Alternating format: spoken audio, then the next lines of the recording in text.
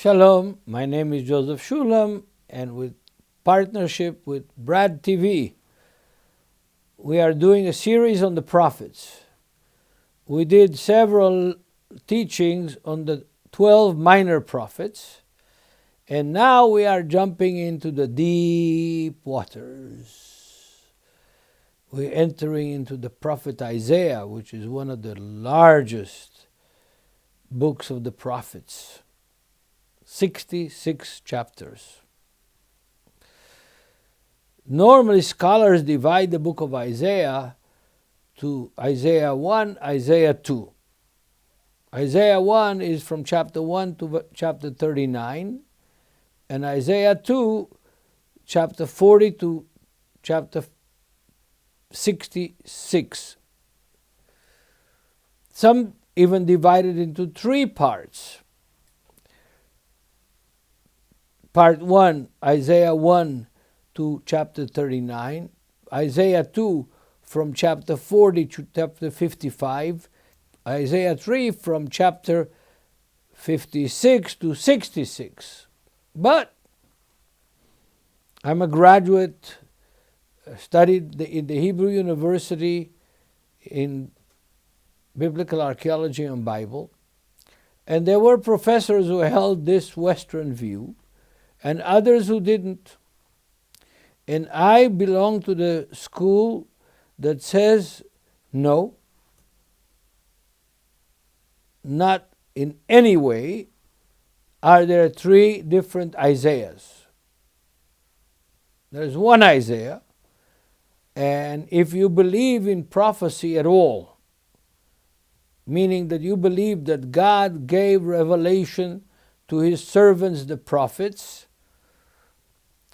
and that revelation could span thousands of years, and we are experiencing this in the 20th century, that events that are taking place in Israel now, today, and yesterday, and 100 years ago, are predicted by prophets who lived in the 8th century BC, like Isaiah, then you have to believe that God, who created the heavens and the earth, knew ahead of time the program of what is going to happen and how things are going to develop and how his choice of Abraham, Isaac, and Jacob is going to function throughout history, all the way to the end of history, to the new heavens and the new earth, which is in Isaiah and in the book of Revelation in the New Testament. So if you believe in a God that is the Father of all mankind, the Master of history, the Creator of the heavens and the earth, there is no reason for you to believe that there are three different Isaiahs. Oh yes, there are differences in style, in vocabulary, there are differences in content, but they're friends and brothers. If you read literature that was written in the early days of Shakespeare, and then read Shakespeare toward the end of his life, you will see differences. If you read any writer that wrote over many years, let's say over 30 years, then you are going to see a development in his style, in his language, in his vocabulary, and he will adjust himself to the style and vocabulary and cultural changes that occur in any nation, in any language, in any culture over decades of years. So I personally don't see any reason, because of stylistic differences and content differences and vocabulary differences, to say that there were 3 different Isaiahs who wrote, and somebody, or their names were maybe not Isaiah, maybe they're Bartholomew and Cassidy wrote, and somebody took these books and sewed them together into one 66 chapter long Isaiah. All right, I don't believe it. I believe that we have one Isaiah, and the same Isaiah wrote from chapter 1 to chapter 66, and he had revelation, prophetic revelation, and he expressed that revelation as he grew older, and his style and vocabulary and cultural setting changed. Not needed to be a genius to understand this. It's simpler to understand it than to invent 3 Isaiahs that I believe didn't exist.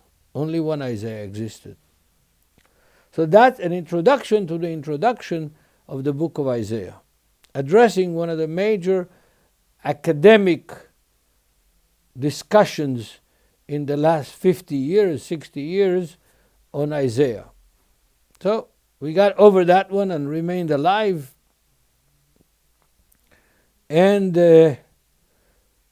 we don't have to get back to it at all. Now, another thing about Isaiah is that in the book of Isaiah, from chapter 1 to chapter 66, there are so many Messianic prophecies. In chapter 53 of Isaiah, there are around 30 Messianic prophecies in one chapter. And I can say it without any doubt that there is only one person in history who has fulfilled these prophecies in Isaiah, and that is Yeshua, Son of God, the Messiah, that lived and died on the cross and resurrected after 3 days and is sitting at the right hand of God right now. He's the only one that even comes close to the fulfillment of these prophecies in Isaiah. It's very important because in the history of Judaism we have at least a dozen false messiahs. Men of power, men of popularity, powerful characters, medieval characters that claimed to be the Messiah, and every one of them turned out to be a false Messiah. And none of them fulfilled even 1% of what Yeshua fulfilled in Isaiah alone, not to speak about the Torah and the other prophets. Now, Isaiah is not necessarily a prophet that we could say a Messianic prophet, that the Messiah is at the head of his interests. No. The main thing that interests and addressed by Isaiah in his prophecy was the political situation of his day. Not only the politics within Israel, but the politics with the nations around Israel. The neighbors, the far neighbors like Babylon, and the closer neighbors like Edom and Moab, and the neighbors on the other side of the Jordan River.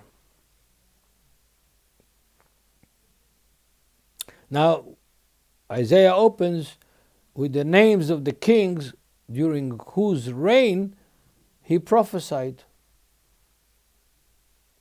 And we can calculate how many years he prophesied, and it's a long time. It's almost a lifetime. One more thing as an introduction of Isaiah. He is a classical prophet. By a classical prophet, we mean a prophet that didn't have a private jet plane and a fancy car that's worth $1 million. And he wasn't accepted by society. He was a classical prophet because, first of all, he wrote his prophecies. Second of all, he was persecuted, rejected, ostracized, socially ostracized, politically ostracized by the establishment, both the political establishment and the priestly establishment in the temple in Jerusalem. And he is prophesying in chapter 1 to 39 about the political reality of Israel. Chapter 40, he starts these prophetic utterances that deal with the future of Israel. And then he goes into the Messianic prophecies in chapter 49 of Isaiah, and that continues to chapter 63 and on to the end of Isaiah. His language is very sharp and very critical of the political establishment and the religious establishment and of the temple itself and the temple worship, and that's what made him not popular. He didn't write and he didn't say in the streets of Jerusalem the things that the people wanted to hear. Most of the classical prophets didn't say what people wanted to hear. They said what God wanted them to say and delivered to them and inspired them and enlightened them to speak in His name. So when you speak in God's name, oftentimes you're not going to be popular. Because sometimes God, like a good father, has to reprimand, has to correct, has to be angry at His children that betray Him, that ignore Him, that misuse His name. You know, you can be very religious, and right Isaiah chapter 1 starts with this. You can be very religious and very, very far from God. You could keep the holidays, go to the temple, offer sacrifices, celebrate, worship, and be totally far, far from God. Religion, and I would say all religions, don't bring you closer to God. Faith does. Love does. Trusting God does. Hoping in God's promises. That brings you closer to God. But religion doesn't. Depends how you define religion, by the way. One more thing as an introduction. As I said, Isaiah has bulk of political prophecies about Israel, Israel's sins, Israel's misuse of God and His law, His Torah, and also prophecies about the nations. There's only one prophet in Israel, of the classical prophets in the Bible, that doesn't prophesy about the nations. But most of the prophets are not exclusive prophetical professionals only about Israel. Because Israel is embedded in the context of the tail end of the Levant. The Levant is from the Persian Gulf along the rivers Tigris and Euphrates, the Fertile Crescent, then through Syria, Lebanon, all the way to the Egyptian border. And our prophets in the Bible, the classical prophets for sure, prophesied about the whole Middle East situation, because the God of Israel is not the God of Israel alone. He's the God of all the world. And He cares about the Babylonians and the Assyrians and the Ammonites and the Moabites and the Egyptians. And we see in all the classical prophets addressing the whole Middle East. Isaiah is no exception. That's important to remember. The second thing that is in the way of introduction is that from the very beginning of Isaiah, he minimizes the value of worship in the temple in comparison to the value of having a relationship, a faithful, faith-based, honest-based relationship with God, but where God is at the top of the triangle, and at the bottom of the wide bottom of the triangle are you and your fellow men, or you and Israel, or you and the nations around you. The political context, the social context, the economical context of the world in which you live. For Isaiah, like Jeremiah and Amos and other of the prophets, and like with Jesus himself, the way to have a relationship with God is to have a godly, honest, loving, respectful, socially sensitive relationship with your neighbors, with your fellow men, with the people around you. You can't reach God directly. The only way you can reach God is through your relationship with other people. Jesus taught the same thing in the gospel. The people came to him, he said, I was hungry and you didn't feed me, I was naked and you didn't clothe me, I was homeless and you didn't provide anything for me. I'm broadening the context into a more modern setting. And the people said, his disciples said, when did we do that? When we neglected you? When we were hungry and we didn't feed you? When you were thirsty and we didn't give you the drink? When you were naked and we didn't clothe you? He said, as much as you did it to one of the least of these people, the poorest people, the less important people, you did it unto me. That same paradigm is based on Isaiah, Jeremiah, Ezekiel, Hosea, Joel, Amos, all the prophets, all the classical prophets. It's an important point to remember in the as introduction. Another one important point to remember is the role of the Messianic prophecies in all the prophets, but since Isaiah is the biggest one, I'm bringing it to you now.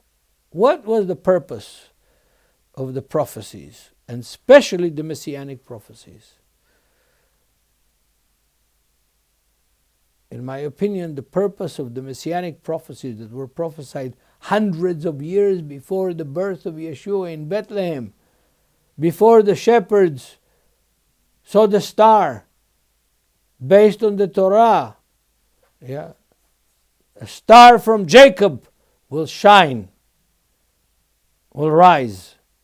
Before the Magi saw the star and followed it to Bethlehem, the purpose of the Messianic prophecies is, above all, encouragement in time of trouble, in time of depression, spiritual depression, in time of sins of the prophets, false prophets, and of the priests, and of the politicians. When people are not walking in the light and not doing God's will, the prophet says the day will come in which unto us a child is born, unto us a son is given, and his name will be Wonderful Counselor, Prince of Peace, Everlasting Father. Isaiah 9. The politicians now are not walking with the Torah, not walking with God. They trust the empires around them more than they trust God and His Word. And they persecute the prophets. But I'm telling you, the time is going to come. This is going to change. God is going to have His messenger, His Messiah, change the course of history. Oh, that's a hard statement for me to make. Because when I look at Christianity in general, I see changes, but they're not the changes that God intended the world to have. The church in general, from the Catholic to the Greek Russian Orthodox to the Protestant churches, are not exactly the candle that is to be the light of the world. Yes, Jesus is hanging in the cross in the churches, especially Catholic and Greek Orthodox churches and Ethiopian churches and Armenian churches, but not only, also in some Protestant churches. Usually the cross is empty in the Protestant churches. But, my dear brothers and sisters, I pray for a restoration of the early church,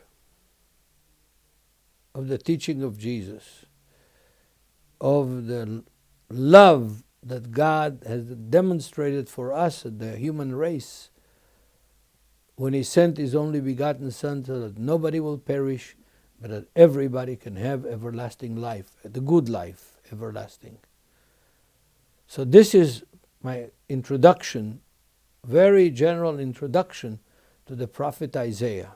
And my suggestion to you is, start reading. Read at least till chapter 10. And be prepared for the next teaching.